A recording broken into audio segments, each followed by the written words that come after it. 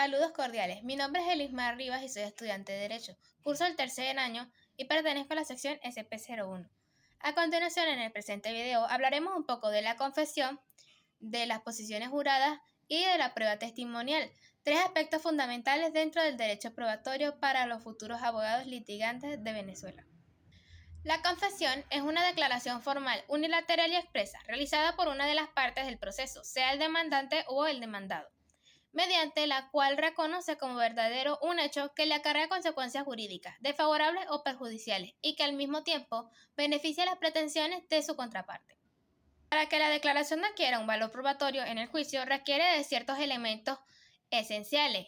El elemento subjetivo, el cual radica en la capacidad jurídica y procesal del subconfesante, en el cual el sujeto debe tener la disposición legítima de los derechos sobre los cuales confiesa y vitalmente poseer una voluntad libre de vicios, es decir, sin coacción, error o dolo. El elemento objetivo. El objeto de la confesión debe ser estrictamente hechos, nunca el derecho. Estos hechos deben reunir dos características: ser pertinentes al litigio y ser desfavorables al interés del declarante. También tenemos el elemento intencional, también llamado animus confitendi. Es la conciencia plena y la intención deliberada del sujeto de manifestar la verdad de un hecho, asumiendo conscientemente que dicha declaración tendrá un impacto negativo en su posición procesal. En las clases de confesión puede ocurrir por el lugar de ocurrencia. En el aspecto judicial es aquella que se produce dentro de las fronteras del proceso. Según el artículo 1401 del Código Civil, se establece que produce pleno efecto si se realiza ante el juez de la causa, aclarando la doctrina que incluso tiene validez si se realiza ante un juez incompetente, siempre que actúe en ejercicio de sus funciones. En el aspecto extrajudicial, ocurre fuera del marco del juicio actual, en una carta, una conversación o un documento privado. Según el artículo 1402 del Código Civil, el cual señala que si se hace directamente de la contraparte o por su apoderado, tiene el mismo valor que la judicial, pero si se hace a un tercero solo constituye un indicio que el juez deberá valorar. Por la forma de manifestarse. En el aspecto de la forma expresa es categórica, directa y sin ambigüedades. La parte afirma de viva voz o por escrito la existencia del hecho perjudicial. También encontramos la provocada, que no surge de una forma espontánea, sino que se obtiene mediante los mecanismos procesales de interrogatorio, los cuales la ley confiere a la contraparte, específicamente a través de lo que se conoce como posiciones juradas, un tema que hablaremos más adelante. También encontramos la forma ficta o presunta, que es una sanción procesal. Ocurre cuando la ley presume que la parte ha confesado debido a su conducta contumaz o silenciosa. El ejemplo clásico en Venezuela es el artículo 362 del Código de Procedimiento Civil. Si el demandado no contesta la demanda dentro del lapso legal, se le tendrá por confeso si el demandante probó el derecho alegado y la pretensión no es contraria a la ley. Encontramos la confesión en su base legal como el sustento sustantivo, en el cual se localiza el Código Civil, artículos 1400 al 1405, mientras que la regulación adjetiva y procedimental se encuentra en el Código de Procedimiento Civil, a partir del artículo 403 y al 419. Dentro de sus requisitos de validez para el éxito probatorio, encontramos la capacidad que tiene el confesante, pues no pueden confesar válidamente los entredichos por demencia, tampoco los de menores de edad, salvo a los estrictos límites de su capacidad de obrar.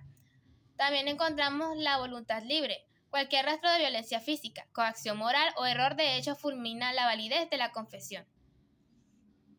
Encontramos a su vez la licitud del hecho. El hecho confesado debe ser jurídicamente susceptible de probarse por esta vía. Por ejemplo, en asuntos de orden público o estado civil, como un divorcio. La sola confesión de las partes no basta para dictar sentencia. Se requieren pruebas objetivas para que esto pueda proceder. Para que una confesión sea eficaz, debemos comprender el principio de plena prueba, que, de acuerdo con la legislación civil, la confesión judicial legítima hace plena prueba contra quien lo realiza. El juez, en este caso, no necesita buscar más certeza sobre un hecho queda fijado como verdad en la sentencia. También encontramos especial atención en el principio de irrevocabilidad. La confesión es, por regla general, irrevocable. Una vez vertida en el proceso, la parte no puede retractarse simplemente por haber cambiado de estrategia. El artículo 1404 del Código Civil solo permite revocarla si se demuestra fehacientemente que se ha incurrido en un error de hecho o que se obtuvo bajo violencia, coacción o, de manera ilícita. También encontramos la indivisibilidad. Este es un punto clave para explicar exactamente a lo que nos referimos cuando la confesión de forma íntegra en una parte, si una de las partes dice, sí, yo recibí tal, por ejemplo, $10,000, pero los pagué al día siguiente, la contraparte no puede pretender que el juez tome solo la primera parte, que es el recibo del dinero, y deseche la segunda, que vendría siendo el pago.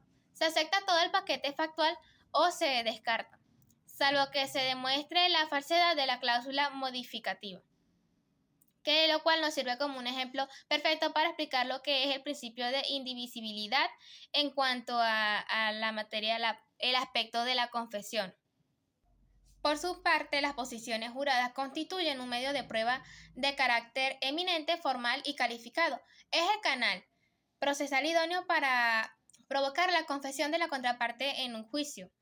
Es decir, que se define como un conjunto de preguntas formuladas de manera asertiva por un litigante hacia su adversario. En este caso, de manera técnica, le llamamos el absolvente, quien tiene la obligación legal de responderlas bajo la gravedad del juramento ante el tribunal en el cual se presente este aspecto, esta herramienta. Nadie puede negarse a comparecer cuando ha sido promovido válidamente para absolver posiciones. Esto se fundamenta a partir del artículo 403 del Código de Procedimiento Civil. Estatuye que todo el litigante está obligado a declarar bajo juramento a solicitud de su contraparte. Es decir, que es de carácter obligatorio. También encontramos dentro de sus aspectos más relevantes que se encuentra manejado bajo el principio de reciprocidad, que se fundamenta en el artículo 406 del Código de Procedimiento Civil. Como se conoce como un concepto de equidad procesal absoluta, en el que la ley advierte que si tú obligas a tu enemigo procesal a someterse al escrutinio de las posiciones juradas, tú quedas obligada automáticamente por el solo ministerio de la ley a responder las preguntas que él te quiera hacer o formular dentro del mismo acto. Si el promovente, es decir, el litigante que realiza las preguntas, se niega a someterse a la reciprocidad, sus propias posiciones quedan desiertas y sin efecto. Debido al impacto que tiene este acto, el artículo 416 del Código de Procedimiento Civil exige que la citación al absolvente se realice de forma personal, en la persona misma del litigante, y no de su apoderado o abogado, a menos, por excepción, que este último tenga poder expreso y facultad de disposición absoluta para ello. Ciertamente existe que si la parte, supongamos que si la parte es citada personalmente, que es lo ideal, y decide no asistir, o si asiste pero en su defecto pues se niega de forma contumaz a responder cualquiera de las preguntas realizadas, el juez aplicará la sanción de la confesión ficta. Se darán por contestadas en pocas palabras y en un sentido afirmativo todas las preguntas formuladas por la contraparte, siempre que no se violen el derecho y el orden público. Existe una ventana temporal amplia. Se pueden promover desde el día siguiente a la contestación de la demanda a lo largo de todo el lapso ordinario de promoción de pruebas e incluso se extiende excepcionalmente durante el lapso de evacuación. Una vez admitida la prueba, el juez señalará mediante auto expreso el día y la hora exacta en la cual se llevará a cabo la audiencia de evacuación de las posiciones juradas. El acto se celebrará siempre en la sede del tribunal. El juez toma el juramento de ley al absolvente, el que está obligado por la ley a responder las preguntas. El absolvente el adversario no viene a dar discursos en sí, sino que su respuesta debe siempre iniciar de forma afirmativa o negativa, un sí o un no, respecto a la veracidad del hecho consultado. Sin embargo, goza del derecho constitucional de la defensa, por lo que el Código de Procedimiento Civil le permite agregar inmediatamente las explicaciones y declaratorias verbales que, de cierta forma, den un contexto claro a su respuesta. En el momento de responder, el absolvente, el adversario, quien está obligado a responder, solo frente al tribunal, no se permite pues la intervención de algún abogado para sugerir respuestas. En este caso es la persona a la que se le pregunta, es la persona que tiene que responder. Ni tampoco se permite el uso de borradores o de apuntes escritos, a menos que el juez lo autorice expresamente para consultar cifras, fechas complejas o incluso libros de contabilidad. En el artículo 408 del Código de Procedimiento Civil, la legislación venezolana exime del deber de trasladarse físicamente a la sede de un tribunal a ciertos ciudadanos determinadas figuras de autoridad en razón de las altas dignidades del Estado que representan. Ejemplo de esto puede ser el presidente de la República, los ministros, los magistrados del Tribunal Supremo de Justicia, gobernadores, el procurador general, entre otras figuras políticas o figuras de autoridad importantes dentro del Estado. Hay ciertos mecanismos alternativos en los cuales estos funcionarios no se encuentran exentos de declarar, pero lo hacen bajo un régimen especial. Es decir, que absuelven las posiciones respondiendo por escrito mediante algún informe formal o solicitando que el juez directamente sea el que se traslade a sus despachos oficiales para celebrar el acto que se está buscando, en este caso las posiciones juradas. De manera consecuente, también tenemos lo que es la prueba testimonial, también llamada localmente como la prueba de testigos. Es un medio de prueba indirecta y personal. Consiste en la declaración narrativa que realiza un tercero ajeno a los intereses de las partes en el litigio. Esto sucede ante un órgano judicial sobre hechos controvertidos de los cuales tomó conocimiento directo a través de sus órganos sensoriales, vistas, oídos, etc. Es decir, que tú fue un testigo de todos los hechos transcurridos para como base primordial del juicio que se vaya a desarrollar. Aunque históricamente pues, ha sido una prueba fundamental en la legislación venezolana, se somete a la sana crítica, según el artículo 507 del Código de Procedimiento Civil. No constituye plena prueba automática. Es decir, el juez debe evaluar la edad, la moralidad, la profesión del testigo, la coherencia de su relato en relación con las demás pruebas que han venido desarrollándose en el expediente. A su vez, pues la ley busca resguardar la pureza del testimonio, impidiendo la declaración de personas que carezcan de la capacidad o de imparcialidad. En este caso pueden ser a menores de 12 años y los entredichos que tengan dificultad en cuanto a sus capacidades mentales. También está la inhabilitación a la que se le llama, que es relativa. Esto depende más que todo de los vínculos que existen entre las partes y el testigo. No puede testificar, por ejemplo, a favor de sus parientes, ascendientes o descendientes, ni el cónyuge a favor de otro, debido a que es un sesgo afectivo. Tampoco quienes tengan un interés directo y pecuniario en el resultado económico de un juicio o del juicio que se está desarrollando de manera específica. De acuerdo al ordenamiento procesal general, la promoción de la lista de testigos siempre debe realizarse dentro de los 15 días en los cuales está destinado la propuesta de las pruebas. Esto se encuentra fundamentado dentro de materia civil en el artículo 396 del Código de Procedimiento Civil. Es obligatorio indicar el nombre, apellido y domicilio de los testigos para que la contraparte pueda ejercer un control. Una vez admitido, se abre un lapso general de evacuación. Esto abarca 30 días, según el artículo 400. El tribunal fijará las fechas específicas para los exámenes dentro de este margen. La carga de la presentación recae siempre estrictamente sobre la parte que las promovió. Es su deber asegurar que el testigo comparezca el día señalado por el juez ante el tribunal. Cuando el testigo fundamental reside fuera de la circunscripción territorial del tribunal, de la causa que es origen, el juez de origen no puede trasladarse. En su lugar se emite una orden de comisión, llamada despacho si es a un juez inferior o exhorto si se trata de uno de igual jerarquía, para que el tribunal de la localidad del testigo efectúe el interrogatorio. El tiempo para la evacuación del testigo ante el tribunal comisionado se computará en base a los días de despacho efectivos de que ese tribunal receptor evalúe.